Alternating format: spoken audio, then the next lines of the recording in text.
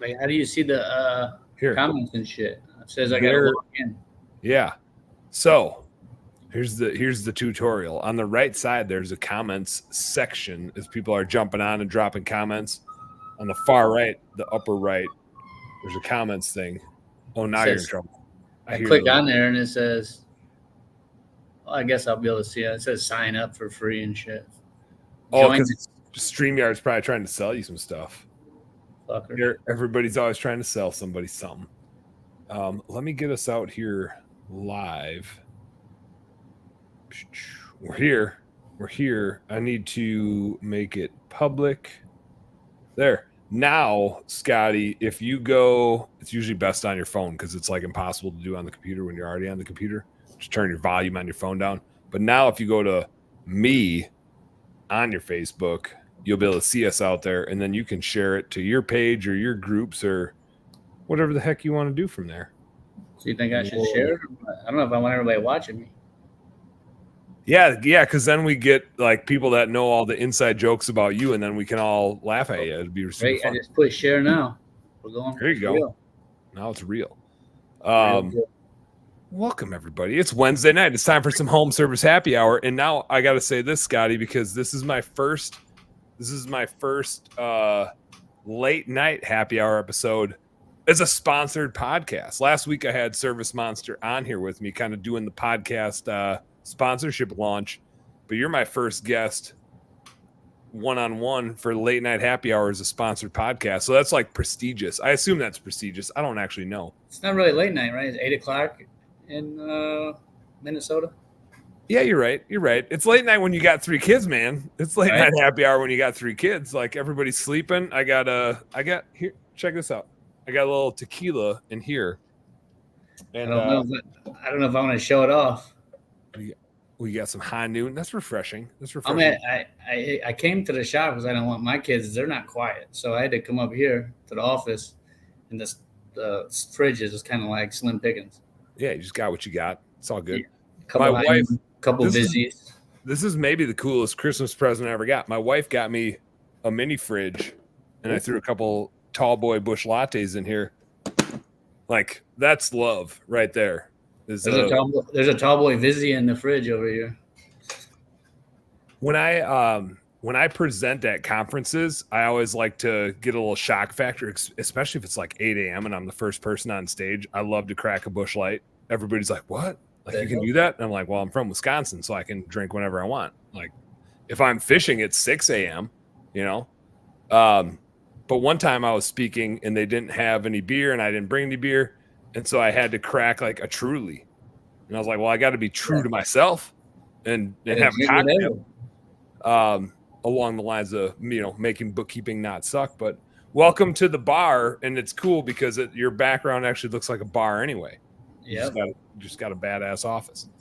I got to do this, Scotty. You got Scotty in here. When I'm talking to you and we're like on professional conversations, I call you Scott. Are you a Scotty? Are you a Scott? Or are you who gives a shit? Usually, like if you know me and you've known me, it's Scotty. Yeah. And most people Scott. It just depends. My old man's a Scott. But when I'm going into like hunting and fishing story mode or him at the bar mode, he becomes Scotty. Like it's almost a different persona. And his nickname at the bar is Wild Boy. I don't have that name. His name is Wild Boy. He didn't get that name until he was like 65. And my brother is a doctor, and he had all his doctor buddies up at the cabin at the bar. And Scotty was putting them all to bed. And so the bartender was like, "Man, you's a wild boy." And that just kind of stuck. He didn't become wild till he was 65. No, I think he was wild the whole time. It was just that was when the nickname sprung and it stuck. And it was like, why haven't we been calling him that the whole time? Should have been there the whole time. I got to do this because now that I got this inflection, the screen inflection, I always want to go like this and be like Service Monster, because to me it looks like it's on the right side. If you put up your right arm, it's going to be on your left, and you're like, oh shit, like I don't know my right from my left anymore. Yeah. It's a trip. Someday I'll get used to it, but I got to do a little quick shout out to Service Monster here because they bring this podcast. And in addition Scotty and I are bringing you this podcast right now because this thing doesn't happen if we're not sitting here. And shout out to Jai who's producing it. But I always got to give a little shout out to the boys and girls over at Service Monster. And I don't take this lightly. I had, and I've talked about it before you all knew Service Monster was sponsoring the podcast. I would always say, hey, I've had sponsor opportunities and I had turned multiple sponsorships down, higher dollar sponsorships down. This show doesn't exist to make a shitload of money. This show exists to support awesome people like Scotty doing awesome things, growing awesome businesses, and to support people like that we like to work with that are doing the right thing the right way. And that's Service Monster. We've been working with them basically since COVID. And we had our choice of all the services, of all the CRMs in the world, because we merged two businesses together and we basically had to like pick from all of them what was going to be best. There's no way to like take data from one and put it in the other easily. So we had to choose one and we shopped them all. I don't know if we shop Service Titan. Scotty, I know you're on Service Titan. I don't think we shop Service Titan, which is kind of overkill for a window cleaning pressure washing company. I know a few folks that use it, and that's a powerful beast. So, Service Monster, did you figure out, are you still allowed to like drop F-bombs and cuss and swear, or you didn't ask yet? Scotty, I'm more of a like easier to ask for permission, or excuse me, easier to ask for forgiveness than permission. So we didn't have that conversation yet. We'll see. We'll see if I get reprimanded. We got AJ checking in. He's having a cocktail. What did he say he's drinking? He's drinking a whiskey. He's having a whiskey. Usually he drinks tonic and water. I don't know. Did he type it in there? I don't know. He just said, "Yo, Scotty." He didn't say what's up, Dan. He didn't say what's up, Dan. He just was like, "What's up, Scotty?" Our boy JC Chinowski says, "Happy evening, gents." What's going on, Jared? But Service Monster, after we shopped them all around from a value perspective, from a capabilities perspective, that was the CRM we went with. And I like see all of them. Shout out to Service Titan, because Scotty, I think you guys have a really cool system in there for an HVAC business. Like there's so many capabilities. It's crazy for pressure washing, window cleaning, carpet cleaning, maid service, any of the little bit smaller average ticket style home services. We couldn't find one better than Service Monster. And I see all of them because I work with all of our clients, hundreds of businesses that are using all of the CRMs.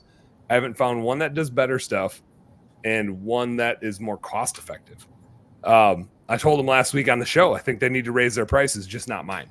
You know, like, yeah, you always get that. But if you haven't, and I said this on my show earlier today, if you haven't found a CRM that you like, go check out Service Monster. My QR code is somewhere on the screen here to go check them out. A little landing page action. But I don't, because this show doesn't exist to sell you shit. I only support stuff I like. If you have a CRM and you're running and you're busy right now, don't switch. Don't switch now. That'd be freaking crazy. That's like changing the oil on your car while you're driving it. Don't do that. That'd be fucking stupid. Oh, that'd be kind of stupid. Nah, it's really fucking stupid. Don't do that. Wait till the end of the year and then check it out. But if you're like starting a new business now, especially if you're in holiday lights and you're like, man, maybe I should get a CRM, do it. Even if it's not Service Monster, go get a CRM. It'd be crazy to run a business without storing your data efficiently and being able to retarget clients and route your jobs efficiently and all the cool stuff that a CRM can do. And if you're in that camp, go check out Service Monster. Give them a shot. Give it a little, if you're in that holiday light window, 2 to 3 months, give it a go. If it's not the right fit, it's all right. There's plenty of them out there, but it will be. It's freaking awesome. You do holiday lights? We do in Minnesota. Yeah. It's a weird little business. It's nuts. Quick, right? What's that? It's like short, right? You got to hurry up, put all this shit up, and then hurry up and go take it all down. And yeah, it's last year. And we don't go like gangbusters in it because it does cannibalize some of our other exterior work. But I think we got like 100 clients in it. So we'll do a little over $100,000 in revenue from it.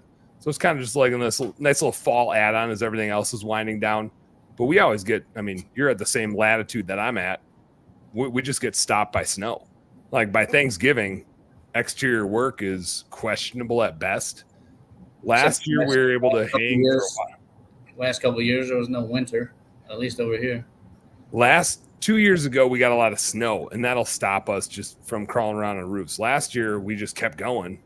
We kept going, and we were hanging in early December, and it was like, how long do we keep hanging holiday lights? Like we stopped selling it because we figured we'd be out. And then January came, and normally we can't take holiday lights out until like mid-April because it just all gets buried by snow and freezes up. And they're like, we're cleaning windows and we can't even take the holiday lights out because everything's frozen in. And this year, like the second week of January, we're like, oh, I guess we can come by and take those holiday lights out. Like, not a lick of snow. It was weird, but 'tis the season. You just got to do it. AJ might actually be from Wisconsin. Scotty. He said just brandy today. Brandy. And I don't know if you know this about Wisconsin. My grandma drinks brandy. That's what we get her for Christmas every year. A bottle of brandy. It's nice to know that thing about a person. You just like know exactly what you're going to get them every year. Right. That's solid. There's a weird stat. There's a lot of weird alcohol stats about Wisconsin that are usually pretty accurate about that we drink way too much. One of them is surrounded is dialed in with brandy, and it's something like Wisconsin drinks more brandy times a certain threshold more than the rest of the United States. It's bonkers. Like there's something about brandy in Wisconsin, and that fact might hold true for like every alcohol. I don't think it does. I think it's very specific to brandy. But Wisconsin, Busch Light. It could be Busch Light. Busch Light's kind of a weird, like it's a Missouri beer, right? It's a Bud product, but there's something about redneck yahoos that like Busch Light, like myself, and there's a lot of redneck yahoos up in Wisconsin, and so I think the branding is spot on. They put like deer on the can, or they put a cob of corn on the can, and you're like, yep, that's what I know. Gotta have it. I'll drink that one. I'll make fun of Bud Light, but I'll drink Busch Light. People, right? Yeah. So it's like there's funny beer brand stuff like that. What I was going to ask you this because usually when you and I talk, we have to act like kind of professional because we're doing business stuff. Now we don't have to. What's your like drink of choice? What's your go-to?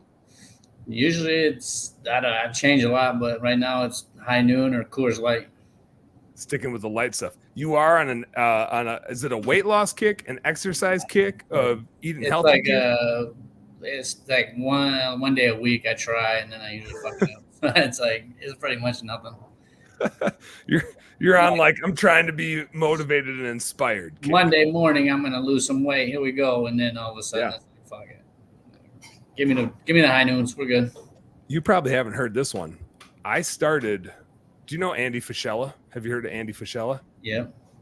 So he had that 75 hard deal going on. Oh yeah, because you were doing 75 hard, right? Yep. Last year I completed it. I failed twice and completed once. There you go. Usually it's because I don't read. Yeah. The easy part. Nerds. Reading's for nerds. No, you can't do an audiobook. Yeah, I actually I'm probably in the minority here, but I really dislike reading business books. I think they're boring. I think they're poorly written, and I think they're all trying to sell some shit. Not all of them, but most of them. I'm just like, you guys are just talking about common sense, trying to make $20 selling a book. I didn't learn anything I couldn't have learned from talking to Scotty, and I'd way rather just talk to Scotty. Right. Not dogging all business books. There's some good ones that I've read, but the majority, I'm just like, this is just a bunch of shit telling stories about stuff that we all know. Yeah, you read the whole book and you get like 2 little nuggets, and that's it. Yeah, it's kind of weird. And maybe I'm a contrarian. So when everybody else is like, you got to read all these books, I'm just like, no, don't tell me what to do. I'm going to do what I want. And the more people that do that, they just like everybody's writing a book nowadays. And I'm like, there's people that I know writing books that are highly not qualified to write a book. So what good is a book if you're reading it from somebody that's not qualified to write it? Right. Like the business coaches that are out there. Yeah, there's a lot of them. I'm one of them. I coach a few companies. I'm in there. I did it as a favor to a buddy. I thought it'd be good to help him start his coaching thing. So anyway, I want to get into some HVAC stuff. I want to get into some history stuff of where you've been, what you've done. I want people to drop some comments, ask some questions, but let's dig into your business because you're running a multi-million-dollar HVAC company, and that doesn't happen by accident. And so I want to, this is the point of the show where we got to get into Scotty a little bit. We got to pull back the curtains. But I could never do the justice of introducing you as good as you could do the justice. So give us a little, who's Scotty Little, or Scott Little, whichever persona you want to break down, you can break it down. And take us back in time a little bit. You decide how far back you want to go. You could go back to elementary school. You could go back to middle school. You could go back to high school. Nobody wants to go back to high school. You could go back to like wherever that inflection point was where you're like home service industry. This is what I want to do. So give us a little intro and give us a little history lesson, Scotty. So I don't really know exactly an age, but my dad and mom growing up, he had rental houses and flipped houses. So everybody's going to like hang out and do shit. And me and my brother are bringing friends to like strip shingles and help, clean a house out and gut a house and whatever. But then when I was 12, my dad's friend, Mike Cole, he asked my dad, he goes, "Hey, can I use Scott for some work this summer?" My dad's like, "Sure." So I went. He picked me up at 7:00. What do you mean you, Scott? Like, was he gonna pay you, or was he just gonna? Yeah, like, he ended up paying me. I think I was making I was making like $40 a day cash. Hey, that's not bad. That's not bad for a 12-year-old. It's like mowing a couple lawns. So I got home. My dad's like, "So what'd you do? Cut the grass and do shit?" I'm like, "No, hung duck work in a crawl space." What are you talking about? That was when I was 12 years old. I was hanging duck work in a condo complex right down the road. I drive past all the time. And so I started 12 years old. That sounds like great 12-year-old work, because you need small hands. You need like somebody that grew up doing hard work and doesn't complain and can fit into small spaces. So you were the right guy for the job. Yeah, and then his nephew worked with us, so we used to, and he was a younger dude, so we had pea gravel fights in the basement and shit, throwing pea gravel, or in the crawl space, throwing pea gravel and going around. He was like a track and field coach, but he was the pole vaulting coach. So I like went with him. He would like pick me up and we go. I'd try to pole vault and shit, and I'm like, track's stupid, but I'll try to hit that pole vault thing. Yeah, so dude. Cool. He had like an older dude that was teaching me, so it was fun. I learned a lot of shit. Do you remember what your highest pole vault was? I barely made it over the bar. we were at work trying to do it with PVC pipes and shit. Yeah. Whatever. I had a pole vaulting phase in middle school. No, I never did it at school or nothing. It was like I tried to do it in middle school on the track team. I want to say maybe one time I cleared like 12 feet. Like I got up there to go over a thing, and then I'd practice on our fence in the backyard with like a random ass pipe that we had sitting around the yard. No flex. No flex. Just pure straight muscle. Just when we went, it was like we went and there was no bar set. It was just like hit the thing, go up and over, and land on the pad. It was just a little thrill action. Yeah, something to do. But it's one of those things where it's like there's a lot of things that would be fun to be amazing at, but when I watch those Olympians go over bars that are like 26 feet high, I'm like, no thanks, man. No. I don't want to be good at that. That doesn't look fun when you're up that high. It was cool at like 10 feet. I don't want to be way up there. That looks scary. That sounds gross. All right, so you pole vaulted when you were 12. 12, and then doing duck work. Worked every summer, and sometimes he would ask me to help him on like school break, stuff, high school break or whatever, spring break or something. Not too much. And I decided I was going to go to college. Went to college for about, I'd have to ask my dad. He probably knows exactly how many days, maybe like a month and a half or something. I don't know. Just long enough to be like, nah. Just long enough to be I didn't even stay in my dorm room one night. I stayed at my buddy's apartment every single night. I was gonna say, were the girls just not good looking enough to make it worth it, or what was going on? It was like, my dad said he would give me the amount of money it cost to go to community college, and the rest I had to pay myself. Yeah. So I was like, well, fuck, I'll get a job up there.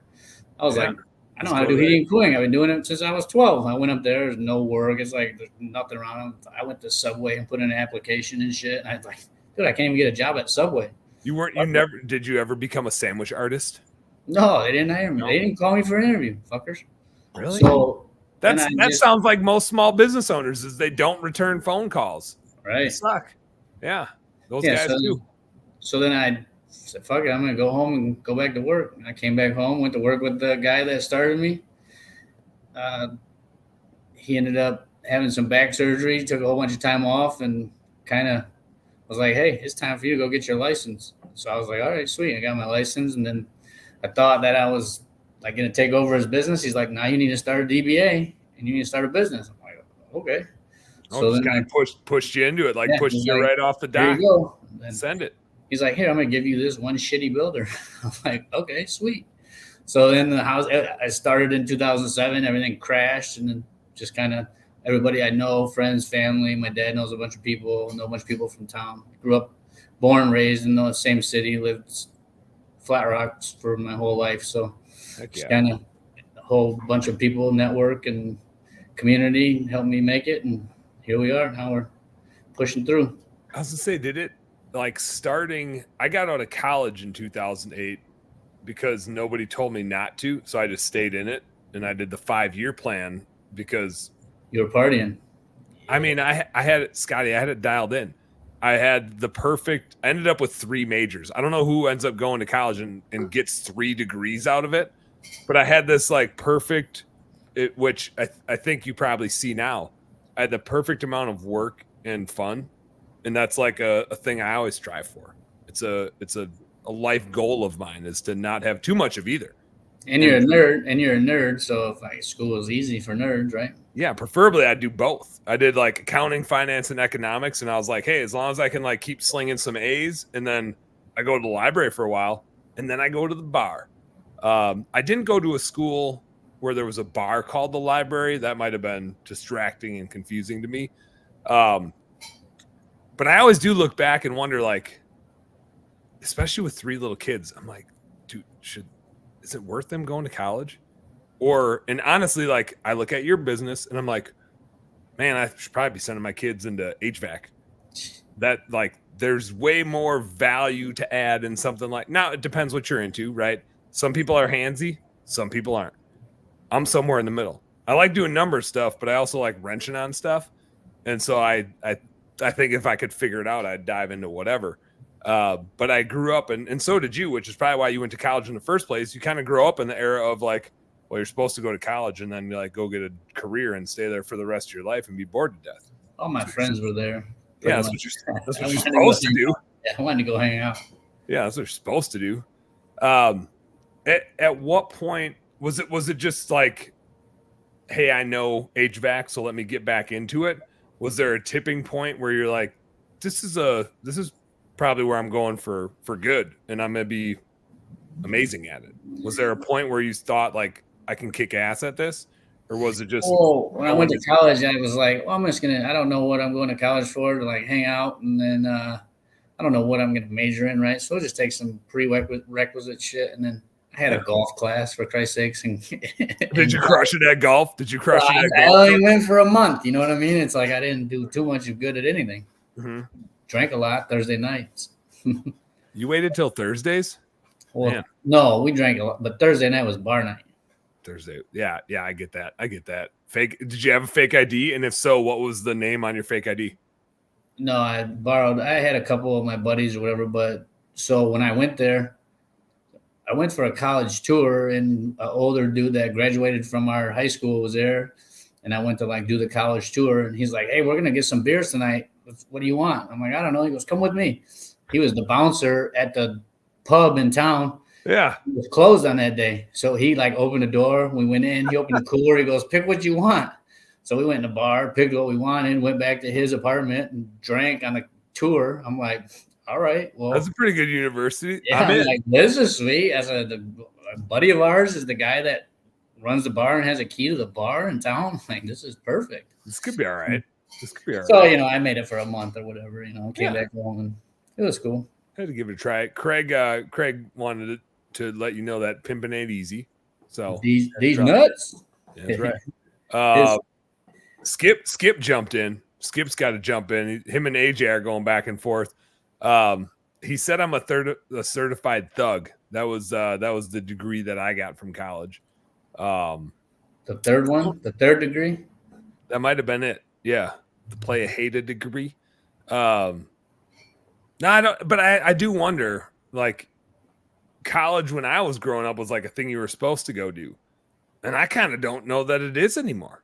And I don't, especially like observing. I'm like behind the scenes, right? I'm behind the curtains. I get to see what works and what doesn't work for tons of small businesses. So I watch which businesses, like if my kids are like, hey, I want to go do this, I'd be like, nuh-uh. Like, I'm going to fly you over to shadow Scotty for a little bit. Like, go watch Scotty's business. You can go, you're 12. You should find one where somebody's like following some procedures and stuff, right? As I've always said, is I'm winging it. They're like, oh, how do you do this? I wing it. I don't know. You probably heard me say that before. I mean, like, that's part of the process is you wing it until you know who to, and I think that's total visionary, right? That's how you grow a business. Visionaries aren't the ones that are like putting the processes in place. I wing it until Skip says, Dan, we need to build a damn process for this thing. And I'm like, you're probably right. Because otherwise it's just me making shit up. And I can't hire a bunch of people that can make shit up the same as me.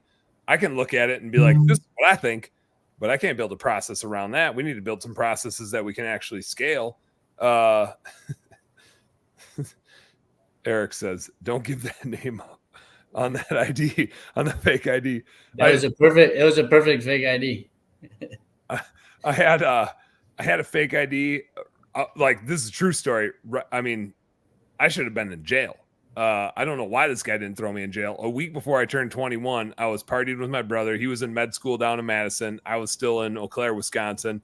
Fake ID, Ryan Lloyd, an old roommate of mine, looked exactly like me. Like, it worked every time, except for when I passed out on a sidewalk in Madison, Wisconsin, and like, it was. Yeah. Now let me just preface of like what it takes to get that to happen, because I don't want you thinking I just go passing out on streets. But we played beer pong for hours, then we played Edward 40 hands, then we went to the bar for Long Island iced teas, because they were on special. You know, Wisconsin, right. You got to go get those Long Islands. I tried to walk home because I knew I was smashed, but I didn't live there, and so walking home. You didn't know where home was. I didn't know where home was. So I passed out on a sidewalk. Security guard found me.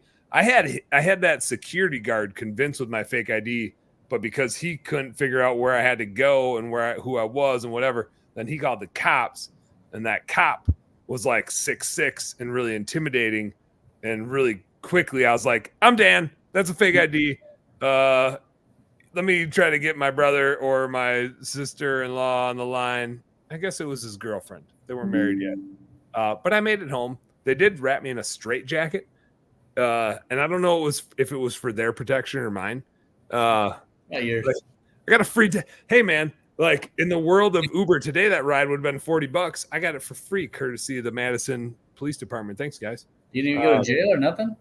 No, he just said, "Hey man, you're like a week away. I'd not drink for the next week if I were you." And I was like, "I'm pretty sure I can guarantee that." That was a lie. I'm sure I had a beer like 3 days later, but my brother was actually in worse shape than I was the next day. Like, he was way more hungover than I was. He just knew where he lived was the only difference. That was it. Mm-hmm. But that Ryan Lloyd fake ID served me really well up until that point. The cop took that one, and I said, "You can have it. I'm done with it. I'm never using that one again." I only got a week left. Yeah, I think I can make it. What at what point in your business did you realize, and I don't, this might even be recent, or maybe you even say you haven't yet. At what point were you like, holy shit, what we can do here is like incredible. The runway of this business. Like, when you started out, did you know what the potential was, or did you just start out thinking it was a job? No, it was just a job. You know, I mean, the guy I learned from was just one guy and his nephew and his buddy or something. You know, just the old dude with the helper. Yeah, new construction. I didn't do a ton of work or nothing. So then, podcasts and business books, you know, that you don't like, and listen to people and listen to all the big names, right? The Tommy Mello's podcast and the Rhino guys podcast, Ken Goodrich, all the like big names, Ishmael's killing it or whatever, right? So you see all them guys and you're like, well, maybe this shit is possible. So you start doing it, and then you start learning a few processes, and then you get some help from people that know how processes work. Hire a bookkeeper. Start, nerds. Start getting all that stuff, keeping track of that stuff, and figuring out what it actually means to, making money, not making money. I just always was like, we got jobs going on. I didn't know what none of that shit meant. And I still don't know a ton about it. I rely a lot on other people, but we're making it happen. I was gonna say, do you mind me sharing like size of your company from a revenue perspective? Are you cool with me sharing? That's fine. So right now you're at a $6 million pace, plus or minus, I think plus probably. Was there a point when you look back at your trajectory where you're like, that was where we figured it out, or we figured this one thing out and we were stuck at 500,000 and all of a sudden we were 2 million? Is there any like inflection point you can look back on and say, man, that thing was the knob that we turned that sent us down the path that we're on now? I would say I never did any marketing like at all. And then as soon as I hired somebody to help me do some marketing, I did some little league shit and put my name on the church flyer, stuff like that. But when I finally spent some money with somebody to do the website, do some SEO and some paid Facebook ads and stuff like that, and realized how much it actually works, that's when I was like, all right, I'm figuring it out. And then since then, I went through a couple marketing people. And, it's like, well, this guy, what do they call it? Gray hat, black hat. I'm like, yeah. So I'm starting to talk to some people who are like, that shit you're doing is going to like get your website shut down forever. I'm like, okay, well, we probably shouldn't do that anymore. Yeah. So what do you recommend? Yeah, switch. And then and then like 6 months later, you watch another podcast and someone's like, if they're doing this, this, and this, and this, that's gray hat. You're not good. It's like, okay, well, that's all the shit we were just doing. Yeah. So when you learn. Time to make a shift. Right. The evolution in that is crazy to me, because even a handful of years ago, tons of businesses that I worked with would have multiple fake locations and multiple Google business locations. And I was like, I don't know. I'm watching your results and I can't say don't do it. I can't say it doesn't work. Until they catch you. I can say, I don't know that Google would like that. And I don't know what the repercussions would be if they figure that out. And I got to imagine Google's going to figure that out. Yes, yeah, so I know about Google is they're going to figure that out. And we never got caught with it or whatever. It wasn't like fake stuff like that, but it was a couple other websites like leading back to websites and stuff. I don't know exactly how it was working, but they said like, hey, if you got multiple websites with the same phone number and the same pictures and shit, that's bad. Yeah. I don't know how all that worked. Start figuring it out. Somebody knows somewhere. Yeah, so I got rid of all that, never got busted. So then it's like, okay, we're going to do white hat for sure, pay the extra money and make sure we're not going to get busted. I guess when you get busted, they shut your site down. You get like nothing. Yeah. Or whatever. Google's like the boss, right? They're like the king. I mean, everything, right? Even if you market on Facebook, all that's going to happen is they're going to, and we're live on Facebook now, and Facebook, it has its minuses, in my opinion, but it's a great place for us to do this sort of stuff, and you can learn about things. But if you learn about something on Facebook, you're going to go Google it, right? Like, you don't buy stuff because you saw it on Facebook. It leads you to check them out on Google. It just tends to be the last place that our customers all end up looking for us. Great example, in my window cleaning, pressure washing business here in the Twin Cities, we spent a shitload on billboards this year. Our client acquisition cost on billboards is horrendous. Our lead flow is up 3x. Nobody's saying, "Oh, I saw your billboard," right? They're clicking on Google, and we get them through Google, and so Google gets the credit for it. But it's the awareness marketing of it. The lead flow is crazy. So Google just tends to be the place where people end up coming. That's just not a place you want to get blacklisted from. Right. But and Scotty, I think that's not uncommon. There probably was a day where you used to do jobs and take cash, right? When you're smaller, you're just way more inclined to take cash. As you get bigger, you're like, shit, I'm not a bar. I'm not even the one out there doing the thing anymore. I can't have my guys going out and like slinging cash around. We still take it, but it's like it's almost a pain in the ass, right? It's like, okay, come bring it in, put it in an envelope, write the name on it, drop it in the safe. Then it's like, hey, go open the safe. I'm like, fuck, I don't remember the count. And then it probably takes it. I bet you there's times where I'll get it the first try. There's times I'll try that thing 6-7 times in a row to open the safe to get like $1,500. I was like, fuck, man, I'll just leave it in there until next time. I was gonna say, at least it's probably an analog safe, so at least if you screw up, it's not like, guess you're gonna try again tomorrow. Like if you screw up your password on your damn it, how long am I locked out for? And then you got to call the bank. But But there's always a tipping point with that stuff where it's like, it's just not worth it anymore. I don't want to deal with that. Right. And the same thing. It's like, I can do marketing this way, but at some point it's a risk reward play. Right? It's like selling drugs, right? It's easy money, but eventually you're going to go to jail, right? So it's like same thing with the easy marketing on the web, right? Sooner or later you're going to get busted. It's just not worth it. Can't scale a business if your website's down. Right. It's like, now start over. Day one, new website. Was there when you first started and started taking on work, did you do everything for everybody? Were you doing HVAC stuff? Were you doing AC stuff? Were you doing ductwork stuff?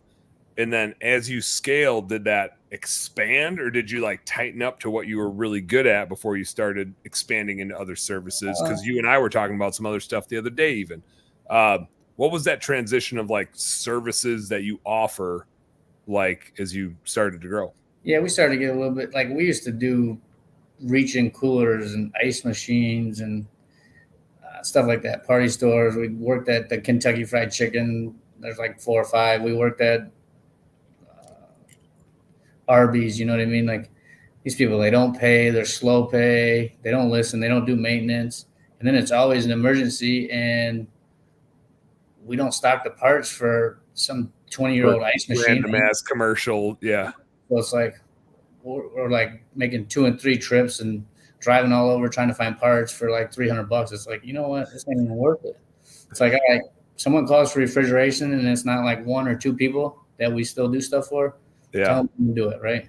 Yeah. So we kind of got rid of all the refrigeration stuff, and we're kind of sticking mostly to forced air, you know, heating and cooling. Well, we do some boiler stuff, but mostly residential, small commercial. Every once in a while, it's like, yeah, let's take on this big job, and it's like, okay, great. And then we're out there in this job. It's like, fuck, we didn't know we had to do this, this, and this, and all of a sudden, it's like we shouldn't have took this job, but we got to finish it now. Yeah, the old snowball effect. You don't know exactly what strings you got to pull. Yeah. Our boy Jason checking in says, "Yeah, I need to get a refill. Go get yourself a refill." We got AJ checking in. Ken Morse says, "AJ, what? Here's the question for you, Scotty. I feel like AJ's the popular one in your company. AJ's getting all the love here. What's going on with that? Is he?" He's the new guy. Everybody loves him. There is a Skip gets this in our company, and you can probably see why. When I'm on and Skip jumps on, just like AJ did, everybody's like, Skip. If Skip's on here, everybody's like, what's up, Skip? Because he's the one that actually takes care of people. Like you and I can be sitting here talking about this, but everybody knows Skip's the one behind the scenes doing the hard shit. And so there's always something about like the dude that's doing that, and everybody knows who's working it. Right. And that's Skip. Skip just works it. Is there ever, question for you, is there ever like spit it out, bro? Is there ever an HV company without the AC? Is everybody HVAC? Is there ever a heating without the air conditioning? Is it geographical, or would anybody ever do one without the other? So I'm looking into, I told you about that plumbing company and whatnot. Yeah. So the name of it is plumbing and heating.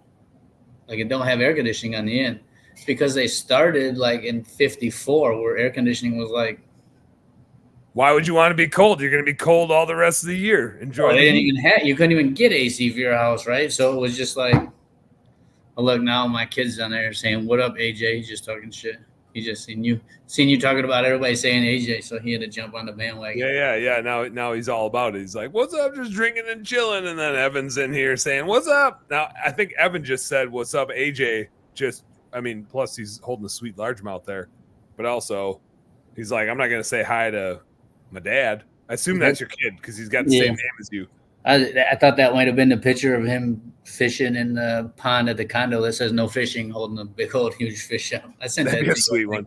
That'd be a sweet one. That's a classic picture. You can't recreate stuff like Hey, that. they just sent me a letter that said no commercial vehicles allowed to park in my condo complex. Fuck, all I drive is a vehicle that says heating and cooling. You know what I mean? It's not a commercial vehicle. It's my personal vehicle. I also advertise for folks, including my own company. Right. So I don't know. I don't know how far that's gonna go. They gave me a notice like a month ago. I never responded, and it's a $25 fine next time. So we'll see how it goes. Yeah. Oh boy. Oh, you're gonna lose out on a case of Busch Lights there. Well, it's tough luck. I have a follow-up question for you, opinion question on that one. But finish your thought, not to cut you off.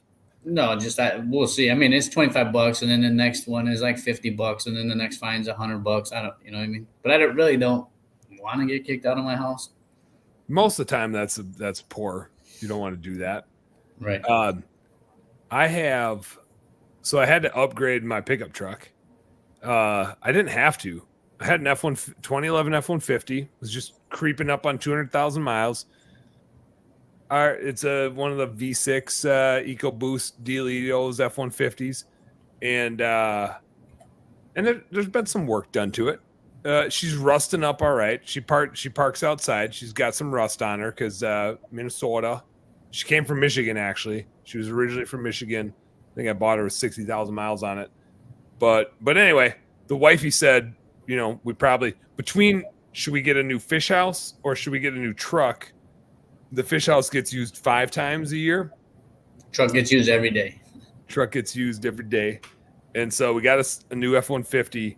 And on my old truck, I put our window cleaning pressure washing company logos on it. It's not a company truck, but I was like, why wouldn't I put the company stuff on it? Because I'm driving around town. Let's throw it on there. It's $500, right? It's a driving around billboard.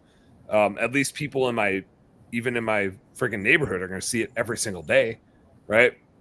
And my wife said to me, "You're not going to put Best Damn Bookkeeping on the new truck, are you?" And I was like, "Well, I mean, like my customers aren't local, so it doesn't serve the same purpose with like a window cleaning company." This one cracked me up. I was at the grocery store. Can't make this up. At the grocery store, I'm putting my kids in the truck. Some lady said to me, "You guys do window cleaning. Are you local?" And I literally looked around because I had to make sure she was talking to me. I was like, "Lady, I'm right here at this Cub Foods talking to you, grocery shopping with an area code right here. I don't understand your question. What do you mean local? Are you looking for I work in a 5-mile radius? I don't understand the question. Like, of course I'm local. I'm standing here talking to you." It was just the weirdest interaction. Anyway, I don't even know if she ever called us. Bookkeeping's a little different though, because it's a national. We don't do international yet. Maybe someday, but national. But there's a lot of pride in having your own small business, and I tend to do things and hang out in places where even if I am around Minnesota or Wisconsin, I'm usually in places where small businesses are. I'm out hunting and fishing and at a bar, and those places are where small business owners end up. That's where they hang out. So part of me says, like, I think a badass looking Best Damn Bookkeeping wrap on that truck would be pretty freaking sweet. It's not the same as driving around when you're in Michigan and you have a local business in Michigan, but to the, hey, I have a vehicle and it's a commercial vehicle. It's like, no, it's a personal vehicle. The business pays for it and it's a marketing thing, but I'm debating if I get it logoed up or not. Yeah, logoed up, and then when you drive it to go hunting in Arizona or wherever, you market it all over. That's right. Anybody could drive past anybody. I do point out to my kids all the time, because when you're in tune with small business and you're driving around, you're always looking at who's out, right? Who's out working. And when you drive around town, the number of small businesses out there in the home service space is crazy. I coach a landscape lighting group, and they do a lot of holiday lighting, and a lot of guys will do pressure washing and stuff like that. I've never installed a freaking landscape light in my life, but I've scaled a bunch of home service businesses and I watch all of them.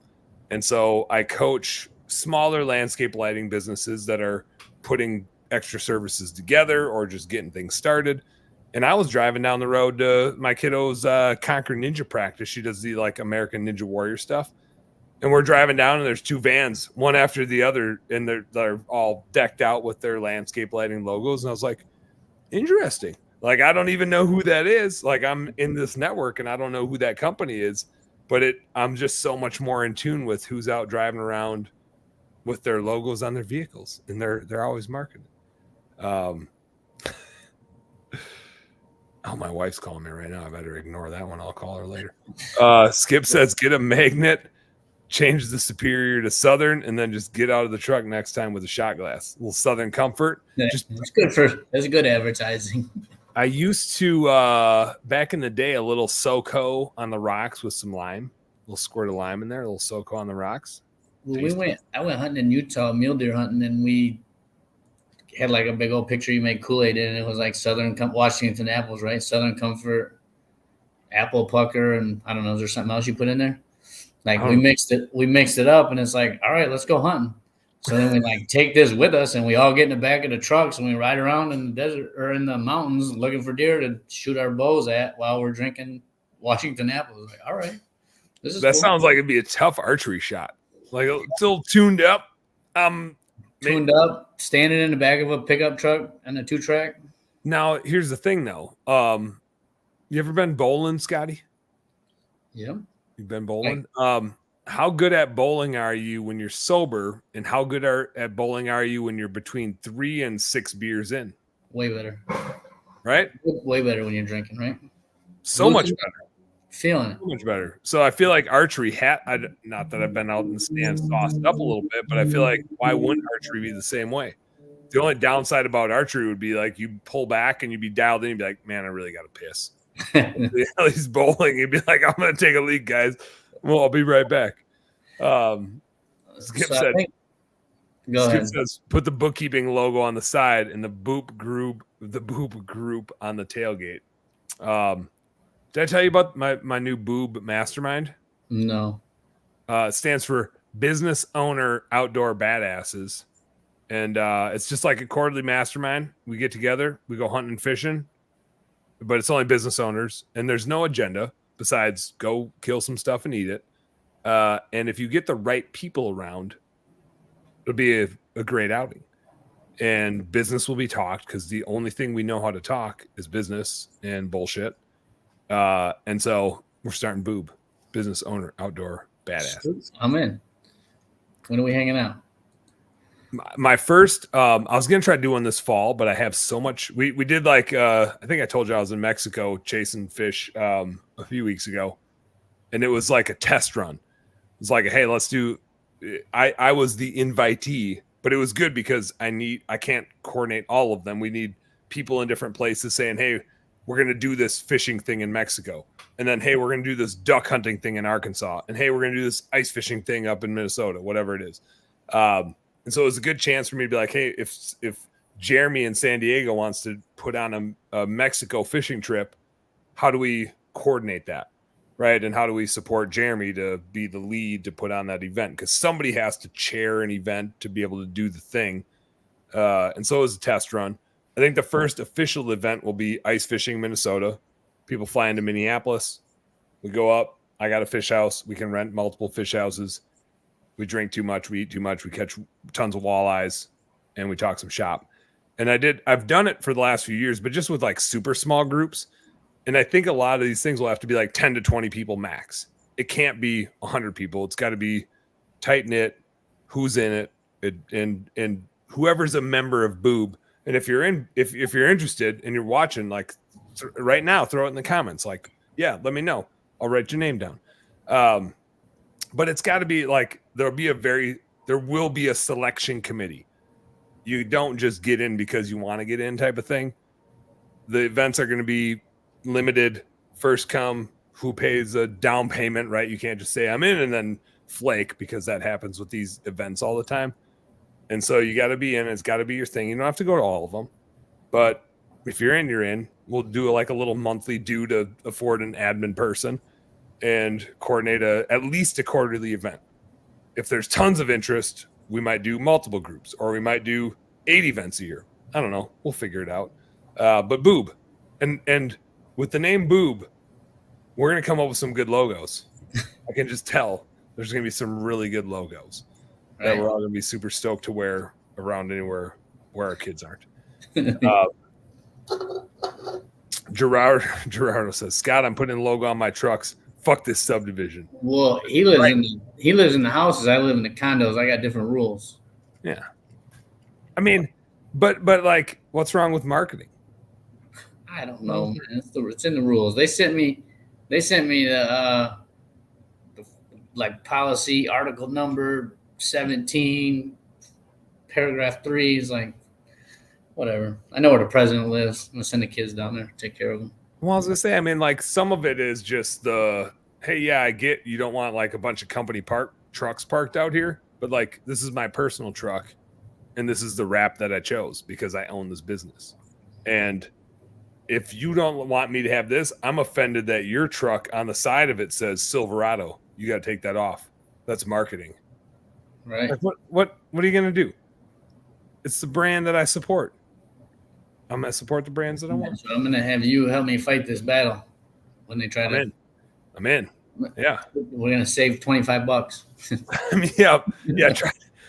I'm gonna send a case of Busch Lights, and we're taking this thing to court. Evan said, took the van to school. Everyone said something about it. That's what. Yeah, somebody said something to me about it. Did your kid drive the work van to school today? Yep. Hell yeah, marketing. That when those kids' parents need a new HVAC setup, you know who they're gonna call. Right. Joe says cornhole, way better. Back to the bowling and drinking. Right. Whether it's cornhole, whether it's ring toss, whatever you're into, horseshoes, a few beers. Said archery is the same. Well, he said sane. I think he meant sane, but Joe's maybe been drinking a couple already. He's probably out fishing right now. Joe, you out fishing right now? You tuning in from the boat? That guy's always fishing. Joe fishes as much as I want to do anything outdoors ever. Like every time I'm like, oh, it'd be fun to go hunting. Joe's out fishing. Oh, it'd be fun to go out fishing. Joe's out fishing. Hey, I don't know if he's still on here, but Haas Newberry, that's my cousin out in Vegas that I was telling you that might be able to help you get on an elk when you're out there hunting. Oh yeah, I don't know. Is he still on here? Check in, Haas. Give us a shout. Joe is out fishing. Look at this. He said, yep, he's out slamming butts. That was when we were down in Mexico and we were fishing for halibut. We decided that we were just going to call them butts. Here we go. Haas checking in. Says, let's go. That's right. Tell him what territory. He might tell you. Yeah, we're 5B. We're 5B in Arizona, just southwest of Flagstaff, I think, if I remember correctly. We're driving down Wednesday. What the hell is the date? September. We're driving down September 11th. I think season opens on the September 13th. We're gonna get our butts into Flagstaff and not slamming, but not halibuts. We're just me and Ben, my buddy Ben. We're gonna get down in there. Hold on. Jason says, "Boob, member candidate." AJ says, "I'm a simple man. I see boob, I click." That's pretty spot on. Right. Haas says, "You got to take." Yeah, Haas. Here's the deal. I've never gone elk hunting before. Neither has my buddy Ben. We whitetail hunt like crazy. Archery, gun, but we're diehard archery. And so we just started putting in for elk tags, and those kind of units around Flagstaff are like a 1 out of 7 to 1 out of 10 year draws. And this was year 3. And we were supposed to, our game plan was we were just going to go to Utah and get an over-the-counter cow tag just to go shoot some, just to get some reps. We were going to try to get it in a good bull unit to get reps and learn it. And then all of a sudden he opened his email. He's like, oh, shit, I drew the tag in Arizona. And we're like, oh, shit. Like, now we actually have to learn how to go shoot a bull and call them and do elk hunty things. And do we bring, like, we're used to sitting up in a tree stand, you know? So we got a tag, and it's in a good bull unit. Not huge bulls, but a lot of bulls is our understanding. So we're just going to go. We have 2 weeks with that season. The first week, we're just going to go screw it up. We don't know what we're doing. we watch a bunch of YouTube videos of other people killing elk. So we're going to go with that. And then the second week, we have an outfitter who's going to tell us about all the things we're doing wrong and hopefully put us on an elk. And if we happen to kill one before that, the outfitter's on the loose and he's free, and we're going to pay him up for doing his thing and carving us out a spot. And then we'll probably chase some whitetails in Nebraska on the way home or something. But chances are we don't get one the first week because we're going to totally botch it. And then we'll figure it out from there. That's all I know. That's the plan. We're just going to go rough it. Winging it. We're winging it. That's kind of like Scotty running an HVAC business. I don't know if we're gonna run a $6 million elk hunting business. It feels right. Yeah, seems about right. But let me hit these comments. Skip said, "Need a movement like the kid that just flew the American flag at school and got in trouble. Every kid with a vehicle flew a flag the next day. Maybe all services and local vehicles should boycott the subdivisions with these aggressive HOAs." That is crazy. I think the president was like, the president wanted to be like a cop, or he wanted to be like a judge or something. And he like had a shitty job. So now he's like, fuck it. I'm going to be the HOA president. I'm going to ride around in my little Ford. I actually took a picture of him dumping his weeds and his shit in the field across the street. I'm like, you're yelling at me about parking shit. You're throwing your garbage in the field across the street. Like, what the fuck? Yeah. I was going to post it on a Facebook group. I actually did, like the subdivision Facebook group. I was like, anybody know who this guy is dumping all the garbage along Romero? And I'm like, fuck it, delete it. I got way more to lose than this old bastard. So I took it down. But no, I had a picture of him like dumping. He had like a 5-gallon bucket, like dumping it in the woods. Yeah. But that's a retaliatory post. Save that one for when you need it. You might want to save that one for when you need it. I've never run into an HOA president where I'm like, oh, you wanted this because you're trying to help people, right? Maybe they exist, but I've only ever run into them where it's like, oh shit, you just took this position because you have a ridiculous ego and you're not important, but you need some outlet to tell people what to do. You get a bully. You're a bully. Yeah, it's the weirdest thing. I don't know why. I mean, frankly, it's a little bit like politics to me, which is like nobody would want this job unless it's an ego-driven thing and you want to tell people what they have to do. I don't know why else you'd want it.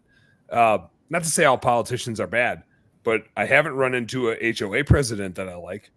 I've run into HOA board members that have tried to help, but nobody in their right mind is like an HOA board member and has been like, I want to be the president and get in XYZ. It's just nonsense. It's crazy. Yeah, they're picking on me. Yeah. Well, it's good. That's why we invited them all here. Here we go. Ricky says Scott Little is handsome. Richard. That guy's full of shit, isn't he? Evan agreed with them, but I think Evan wants something from me. He's just sucking up. Superior comfort, heating, and cooling, the best around. Now that I don't disagree with it.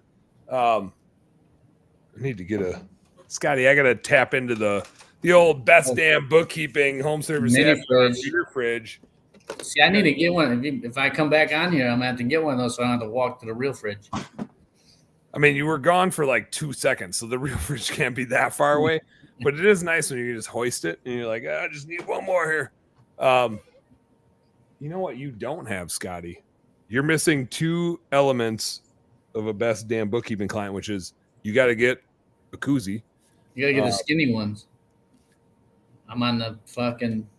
Yeah, you are drinking the skinny shit. Now, the nice thing about an oversized koozie is that it actually works for both. Sometimes you just got to grip it a little tighter so it doesn't fall off. But an undersized koozie doesn't work on a big can. And then at some point, I got to get you my business card. These, the best damn bookkeeping bottle opener. That's pretty fancy. In case you need to open something. Because sometimes I got a fancy business card too, but I don't have any. I don't have any with me. Yeah. I'm pretty sure you can sharpen the edge of this and just like if you need a knife somewhere. I've never done it before, but at some point.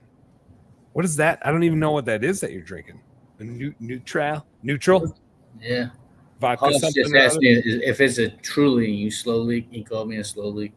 No, it's a truly or neutral. Yeah, it's not a truly. It's worse. It's Yeah. worse than that. Yeah. Hey, I told him I'm at the office. I had to drink what's in there. Yeah, that's right. It can't be picky. Look You at can't be here's picky. the other one. I got a Vizzy in there. All kinds of junk. Double fisting. He's double fisting, Haas. Oh, I don't want to go back. Joe says deer season opens Saturday. I'm having a little bit of FOMO right now because the last 2 years I went out to Kentucky and Kentucky season would open the Saturday before Labor Day. And I shot 2 velvet bucks the last 2 years. And that was a hell of a lot of fun. But I would have been the worst husband in the world if I had said, hey, Marty, I'm going to go to Kentucky for a week. And then like right when I get back, I'm like gone for 2.5 weeks. And then when I get back from that, I got a walleye fishing trip in North Dakota. But wait, we just talked about this. You said she traveled like 18 weeks or something, right? She's gone right now. Yeah, so what's right. you're doing good. I think Different. So you know how when you grow up, you don't really like appreciate the shit your parents did for you, but as you start having to buy all your own shit, you're like, oh, I get it. Like that was a lot, and you appreciate it as you get older and start buying your shit. That's kind of like me traveling with Marty traveling this summer. Is forever. I travel all the time. I'm always gone. I'm always doing sweet shit. I'm hunting and fishing and doing whatever. And now Marty traveled this summer, and I'm like, oh, I get it. This is what it's like. Because that's usually me. I'm gone. Slow down a little bit. Yeah. Like she has covered 10% of the ground. There's still a lot. She's got to travel a lot more to catch up to me being gone versus her being gone. So I can't give her a hard time. In fact, and I do. This is my marital advice. This is my marital advice right now, Scotty, which is, she needs to be gone. Like, I need time with the kids. That's good. She needs time to go be an adult, doing her thing, and living her life and being a professional. And I'm a nerd. Scotty, did you guys have to take the ACT test when you were in high school, like to get into college? Or did you take the SAT? I don't know. I took one of them. I don't know how good it. So like I was nerdy enough to have a score that got me into whatever honors program it was. You are a nerd. Super nerd. Marty, so in the ACT test is like out of 36. I got a 30, and that's like, oh yeah, I think I was at like 17 in whatever test I took. Yeah, I'm nerdy. Marty got a fucking 35 out of 36. Oh, she's a nerd too. Nah, it's like she's just brilliant. I don't, but if you stopped her right now and said, Marty, which way is north? No fucking clue. Coast. No clue. Hey, where'd you park your car, Marty? She'd be like, I don't know. I gotta look at my phone. Hang on. Spatially, not doesn't have it, but when it's like book smart, studying, understanding of the thing on a computer, she's totally a nerd. So she's like sciencey, but she's also in sales. She's not like nerd, like can't talk to people. She's super people-y. She's like the weirdest combination of nerd, kind of like me, I guess, in a weird way. But she works at 3M. She runs a team and a portfolio, and so she's doing like science and marketing and sales. But she deserves travel. She crushes it. She makes all the money in the family. I just screw around and go hunting and fishing and talk to cool business owners. She does the hard work. I get the fun stuff. So I can't complain. Go get it, Marty. Go travel. Go do cool stuff. While you're doing cool stuff out there, Marty, I got to hit some comments here. Haas says 5B is a good tag. He knows. No stand, but ground blinds. Have Scotty give you number. Maybe I can meet you down there. Yeah, if you're down there, Haas, you're trucking around. It should be a lot of fun. It's gonna be a lot of fun. That's right. When I went to Utah hunting, that's why I went hunting with Haas. And when I was younger, me and him, we hunted on. We were out on the ATV riding around. So and I was 15, so we weren't drinking Washington apples yet. So we went hunting. I think it was the second to last day or the last day. We were cruising down the like 2-track, and we seen this buck take off running, and he knew the area. So he's like, "Hey, there's a huge drop off over there. That buck cannot go that way. It has to. They're going to go this way or going to go that way." And I think it has to keep going. So we like boogied up the trail. I don't know I don't even know however far we thought we were ahead of the deer. we jumped off, and they were herding the sheep. So me and him walked into the sheep, and we're standing there with fucking hundreds of sheep around, like they're just all standing around, like we were like could pet them. That's perfect. That's perfect camo. So we're standing there, and here comes the mule deer comes running, jumping in there, and he like whistled or grunted or whatever. That fucking thing stopped and looked. Yeah. Huh? And I was like, smoked it. Kidding. It went 40 yards. Boom, done. With the bow? Yeah. That's crazy. So we're standing in the middle of these sheep, and we hit and he whistled. That fucker stopped and looked at us, and I was shaking and shit. Oh God! Well, especially after you shoot. Then the shakes are like uncontrollable. You're like, I don't know. We didn't have time, right? Because we're in the middle of these sheep, and this fucker's running at us, and it's like, oh yeah, there was no time to get nervous. Oh, it just happened so fast. Yeah, he whistled, I shot it, and then it was like, okay, time to shake, time to get nervous. Well, and it's so fun. Yeah, it's like uncontrollable. It's not a thing that you can stop. It just kind of stops on its own, and you're like, is it? Especially when you're an adult, you're like, what's happening to me? I don't know why. Am I doing this? Yeah, I don't know. I don't know how to stop it. I don't know why it's doing it. I'm just feeling the feeling. I probably haven't hunted in like 20 years, I would say. Well, somewhere around there. Once we get Boob started, I don't know that one thing I've reckoned with is with Boob, business owner, outdoor badasses. For those of you just tuning in, there probably won't be deer hunting or elk hunting or anything because it's got to be like 10 to 20 people. Yeah, we need to go like pheasant hunting or something, right? Pheasant hunting, duck hunting. Don't shoot me in the face. Who did that? One of the. Yeah, you guys just wear safety glasses. We got to wear some safety glasses.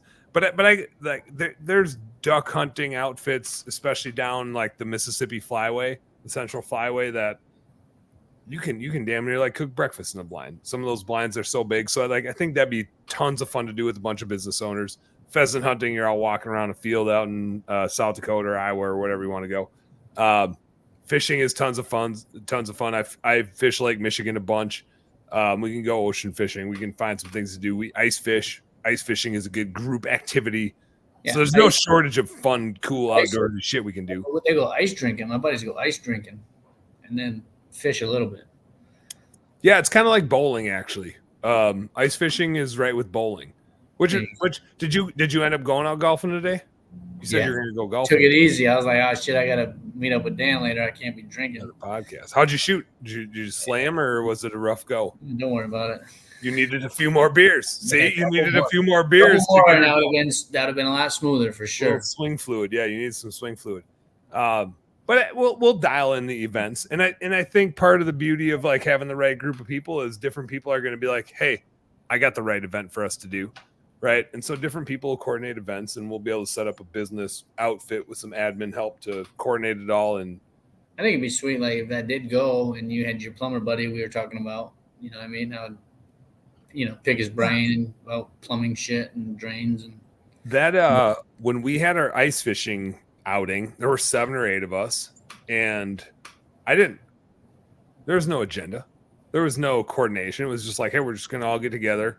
We got my fish house. We rented one more. We're going to take in 2 trucks up, and we're just hanging out for like 5 days, basically. We're going to be up there for 3 or 4 days, fishing, driving up, driving back. Here's the plan. And we're going to play games, right? We're gonna play some board games. We're gonna watch some movies in the fish house. We're gonna go to the bar. We're gonna throw some tip ups out. We're gonna drink too much. But the entire time when you're hanging out with a bunch of business owners, you're not talking about anything else. You're just solving problems and bouncing stuff off of people. And so it's just one of those things where it's like you don't need a big mastermindy agenda. You just need to have the right people around. Right. And you're going to talk about business stuff. None of us know what else to talk about. When you're at your kids' practice and there's a bunch of people there that don't run their own businesses, you don't know how to hang out with them. No, you just stand in the corner by yourself. Yeah. You're like, what's your job? What job do you have to go to? I don't know what that is. And if there's somebody there that owns their own business, that's the person you talk to. When we do our American Ninja Warrior practice, you need to go get another high noon, Scotty. I brought 2. No, I got a. That's right. You're on top of it. Busy this time. Yeah, Joel's my dude. When we have practice with the kids, I'm like, the dude has started a business, sold a business, signed on with another company, and starting another side hustle. Like that dude, they got some shit to talk about. We'll chat. We'll chat. Not everybody though. I don't have stuff to talk about with everybody. Let me catch up. James Dunn checking in says, "What's up, Coach?" What up? He's checking in. Gerardo says HOA precedent also has an illegal shed. It's more like a second garage. It's bigger than regulation. Tell him. Anthony was concerned about a lack of bush light in the office. You know what? I didn't look. There used to be a couple in the drawer. I didn't look in there. Don't you have any moonshine around? Don't you guys have There is moonshine for sure. That's dangerous. That's a slippery slope. That's like me drinking tequilas. I've slurred more in this episode than in a long time. Then your gummy episode, which is just that gummy episode. I have to go back and watch it just to laugh at myself. It was great. It's kind of like if you know, like it's the hidden episode. You got to know what you're looking for, and then you'll find it, right? Evan said he don't have any vodka. That's the best boss I ever had in my career. Is he talking about you? I think so. We used to do tons of scratch offs together. Are you a scratch off guy or a rip off or like a pull tab guy? The pull tabs are at the bar, scratch offs are at the gas station. But I try to stay away from. I understand that. Which one? I'd rather do scratch offs. Pull tabs, I think the most I've ever won was $100, $200. Yeah. Scratch offs, you win $1,000 here and there. I don't know if you believe this, Scotty, but I'm not a gambler.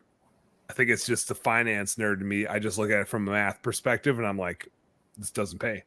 I do understand the fun and the entertainment value of it, if you will.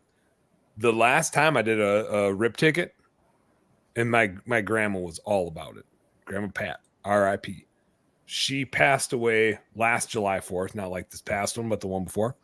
And every time I grew up around them, we'd hang out once a week. I don't know if you believe this either, but they went to the bar. Her and my grandpa went to the bar like every day. They had a different bar that they went to on Mondays for this and on Tuesdays for that. And then Wednesdays they had to go sign in at this bar. And Thursdays they had this deal. And then Fridays it was here. And so that's like Wisconsin culture, central Wisconsin. It's like, which bar do we go to tonight? And my grandpa passed away, I don't know, 2010, 2011. And grandma was just living solo, but just kept it up. That was like her social life for a decade. Just kept going to the bar? Grandma Pat just kept going to the bar. Now, she was like pushing 90. I think she passed away when she was 89. And this part I'm jealous about. I'll get to the gambling story in a second here. She was on her way out to the bar. She was dressed up. She had her purse. She was ready to go. And she had cardiac arrest. And they said she died before she hit the floor. Like just, bam, done. And I'm like, sign me up for that. Right. Too bad she didn't make it to the bar, get a couple of drinks. I mean, that would have been good too, but like to not know you're gonna go and then just be like boop and like to have now this is a vacation sentiment that I have, which is vacation is never as good as you imagine it's gonna be. And so the best part about a vacation is what's leading up to it and the looking forward to. The vacation itself is fine, but the best part is looking forward to it. And so I think my grandma got the best part. She was looking forward to going out.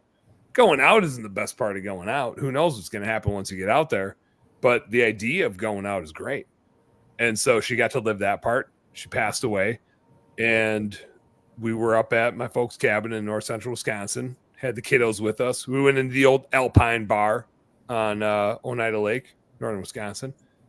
And I did what my grandma would do, which is I says, Scotty, I'm just going to put in 20. That's how it always starts. Just 20. I'm just going to put in 20. It always starts like that. And it always did with grandma. She always said that. I'm just going to put in 20. They don't, a lot of bars in Wisconsin now, it's a machine. It's a machine you put your 20 into that you get tickets out of. Pick which one you want, right? Yeah, you just pick, there's like 5 stacks. In Minnesota, they have like a whole display they got boxes and they got somebody, they're like paying somebody to work there and they're slinging tickets. It's a real big deal in Minnesota. In Wisconsin, they've relegated it. It used to be behind the bar. Now it's just like a machine next to the bar. So I go over to the machine and I throw in my 20 and I have the kiddos helping me out. We're picking spots and I just spread it around. Everybody pull a couple tickets. We're doing this one for grandma. And I think I'll get the numbers wrong, but $20. I think we pulled $16 out of it. And it's kind of one of those things where it's like, we're going until we're done. Right. So we take that $16, we put it back in. Everybody gets a couple more tickets. And then somebody pulled a 20 and then we got a 10. And so now we got like 40 more. And then we put that back in and now we're down to 20 again or whatever it is. And we put that round in. And you know, on a RIP ticket, you get the barcode. Whenever it's like a serious winner, there's a barcode on it. I've never seen that one. Yeah, this is real. I've played enough RIP tickets with Grandma Pat to know in my day, you get the barcode, you got a big winner. And Danny, my oldest, is like, "What's this one? I think I won. This is weird." And she shows it to me as like $250. Like she happened to rip open a $250, and we got a couple other ones. And we said, "We're done here." Like Grandma Pat sent us the $250. There's one $250 in that box. Grandma Pat made sure we got it. We're cashing this out. It was paying for dinner. It was paying for all the drinks. And Grandma Pat, when she passed away, this was like forever. This was her wish. But her wish was, I just want you guys to drink on me. I want to leave you guys enough money to throw a party and drink on me. That was all she wanted. And that happened. So it was kind of a cool out. Like she checked out lickety split, and we got to party on Grandma Pat. Is what we figured. 250. Hit that 250, put it back into the bar, just like Grandma Pat would have done. Felt pretty good. That was reminiscent. That was good. I appreciate that. What's this? Ha says he was no adult, 14 with a jacked back from wrestling. Fun ass hunt. That you were 14 when you were hiding in sheep? Yeah, 14 or 15 right there. I think I was 15 because I ended up, I don't know if that was the time I bought a Volkswagen and drove it through Vegas to get it from where we bought it to drive it back to Haas's house so then I could get it picked up and delivered home. 15 going through roundabouts in an old ass 67 Volkswagen was, I don't know. My dad didn't let me drive on the roads here, but my cousin Mary was like, fuck it, let's go pick it up. I was like, run it. We got to go get a thing. There's two of us. We got two vehicles. I guess she's like, you drive stick shift? I'm like, yep. I do now. Here we go. I was 15 driving through roundabout. I never even seen a fucking roundabout. I was 15 and like, roundabouts, man, here we go. Woo. Yeah. That just sounds like a left turn that I can just hold on to. What do you need to do? Kind of like NASCAR. That's total fucking convict. I mean, haven't we all, like, I should have been in jail in Madison, per my story earlier. We've all, you ain't living a life when you're younger if you don't push the boundaries. You didn't even get an MIP or nothing? Like, I think my kids are creeping right here. Like, Evan did chime in. He said, about to be present at the front door. So he might, I don't know if he was talking about home or the office. But yeah, I don't know. Somebody just pulled in here. Mitchell wanted to know, what is this? He just wants to know. It's just me and my buddy Dan talking shit. We're just jamming. And then Evan said, delivered out the door to the left. I don't know what he delivered. Oh, he might have brought you some maybe he bought me Busch Light. Yeah, go check that door. Go check that door. Evan might have sent you a little surprise. Yes, what do we think it is? What's he got? What's over there? I like your basket full of little stuffed bears. I want you to show one of those off. I like the bear. And we got to get to where business is going. We diverged for a while, which is totally fine because that's exactly what this show is what the hell Scotty and I are going to talk about at the bar. Coors Lights. He's double fisting Coors Lights. Evan, pull through. He's like, get rid of the fucking Vizzies. Evan grabbed his fake ID. Yeah, Evan grabbed his fake ID and he was like, let me show you how to do this, old man. Let me well, he only brought two, so he must have got them from the cooler at home or whatever. Fridge at home. That could have been. pulling through. So let's now. And for everybody that's never tuned into this show before, this is perfect because this show is exactly whatever the hell Scotty and I want it to be. Shout out Service Monster. Thanks for sponsoring the show. I like to say this is the only business entertainment podcast that I know. We're going to talk about a lot of business stuff. We just talked about entertaining stuff for like the last 40 minutes. So let's get back to some business stuff. It's like the Joe Rogan experience for business owners. 40 minutes. It says we've been on here for an hour and 20. Yeah. It's weird how that happens. Fuck. I know. I don't know what happens. Like you look at it 14 minutes in and you're like, how are we like, what's this going to turn into? And then an hour plus later, we had one episode go like 3 hours. I don't know how it happened. I'm going to have to get a ride home. Yeah. The only reason that ended is because we all had to pee so bad. We were all just like, we got to stop. Like we could keep going, but we got to stop. So let's get back to the business end of things. You've grown this business exponentially and you're sitting at the $6 million pace, which is a sweet spot. The 4 to 6 tends to be a sweet spot where you get things dialed in. You got systems, processes, you got general managers, you have the right people in place.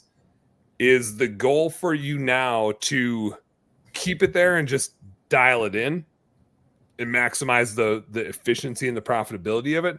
Or are you more of the mind of where can we take this thing to?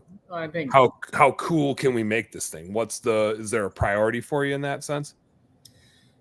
Well, I mean, you know my books, right? So I think we're overstaffed a little bit on the inside side and the admin. So I think we're geared right now with our management and stuff to where we can add labor and add technicians and stuff. And I think we could go, I think I calculated we could probably go another, I don't know,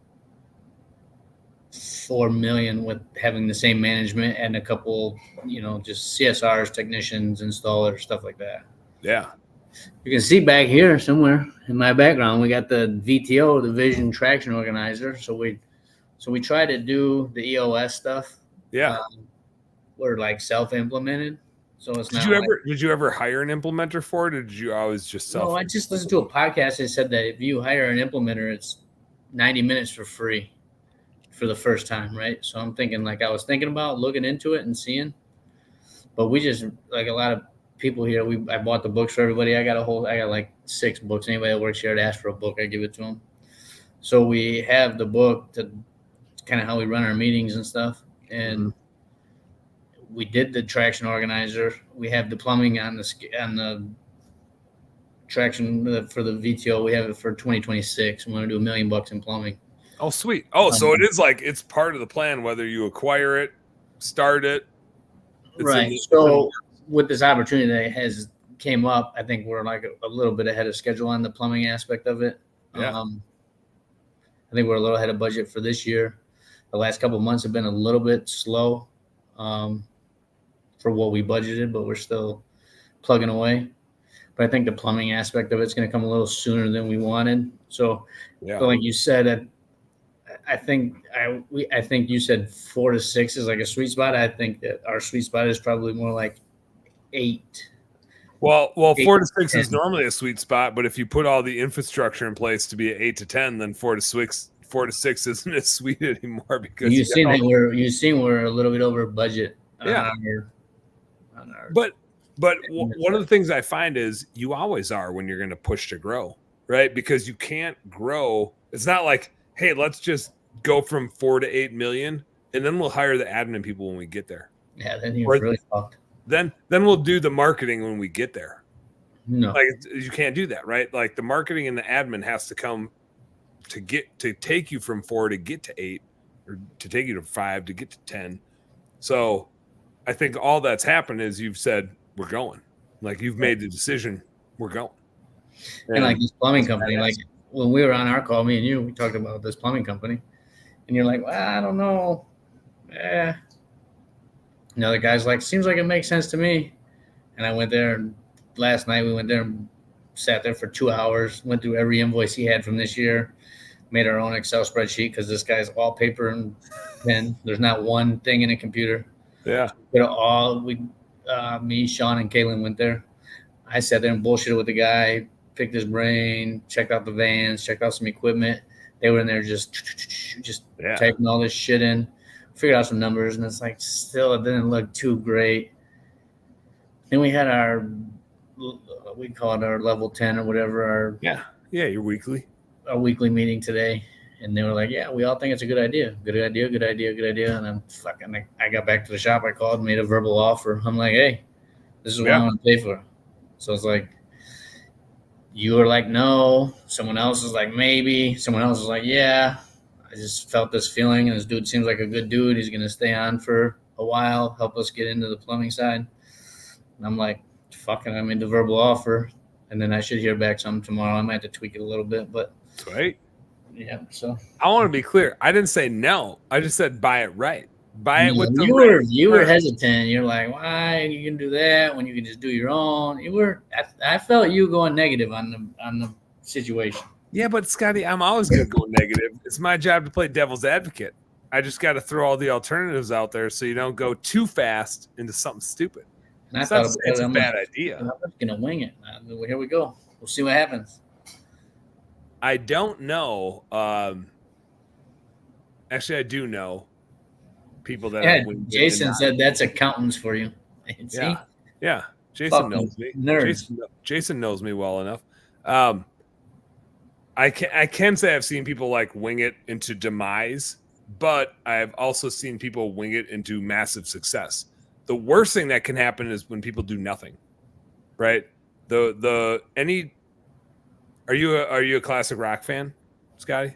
Yeah, that's what my dad and mom listened to when I was growing up. Right? So, have you heard of the band? Have you heard of the band Rush? Geddy Lee, Neil Peart. I don't know the name. Boys. Singing a little bit, I might know.